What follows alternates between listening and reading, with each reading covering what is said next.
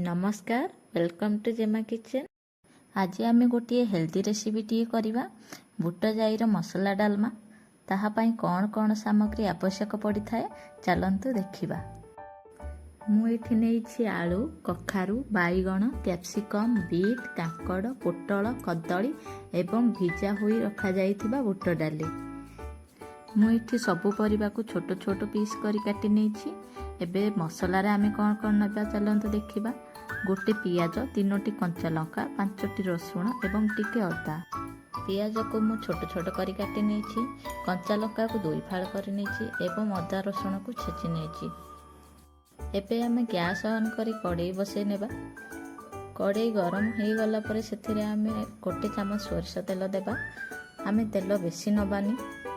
2टी तेजपत्र, गोटा जीरा गोटे चामच एवं पियाज पकेइबा। सेथिरे 3टी कंचा लंका मध्य पकेइदेबा। ताको हल्का आंच रे भाजीबा।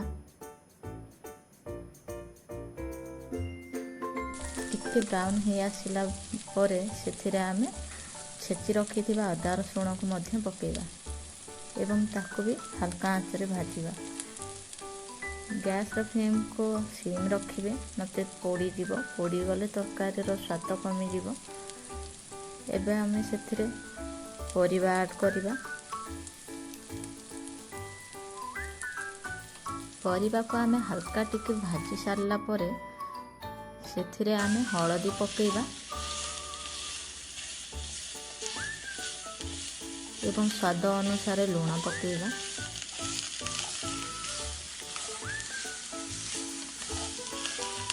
ताको पुणी टिके भाजी सारला परे आमे एबे ताको घोड़े दबा।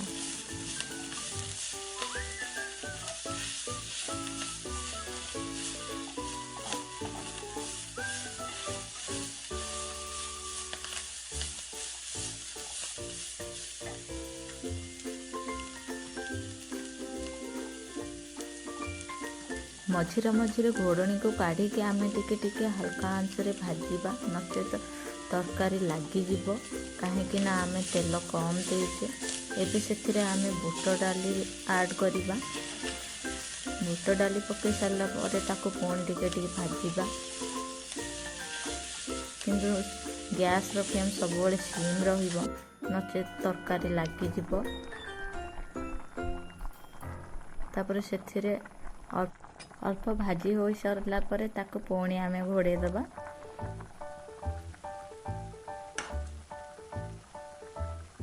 एबे सेथिरे आमे टमाटो ऐड करिबा।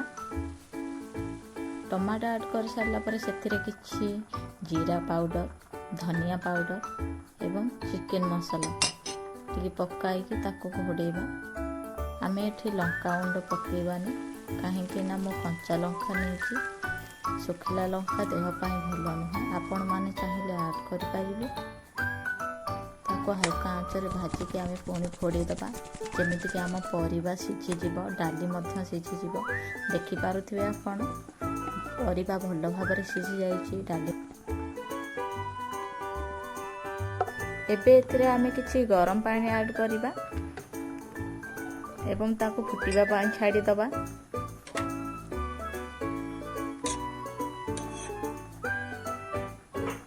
फुटिबा पानी ताको आमे घोड़े नबा।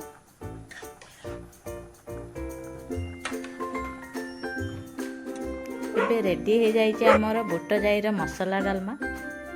कम तेल मसला रे हेइछि, देह पाई बहुत भल, पाटी को मध्य स्वाद लागिबो। एबे एहाको आमे गरमा गरम भात सहित किंबा रुटी सहित खाई परिबा। जदि मो वीडियोटी आपनको भल लगी थाए, मो रेसिपीटी आपनको भल लगी थाए तेबे लाइक करिवे, चैनल को सब्सक्राइब करिवे एवं वीडियोटी को शेयर करिवे। नमस्कार।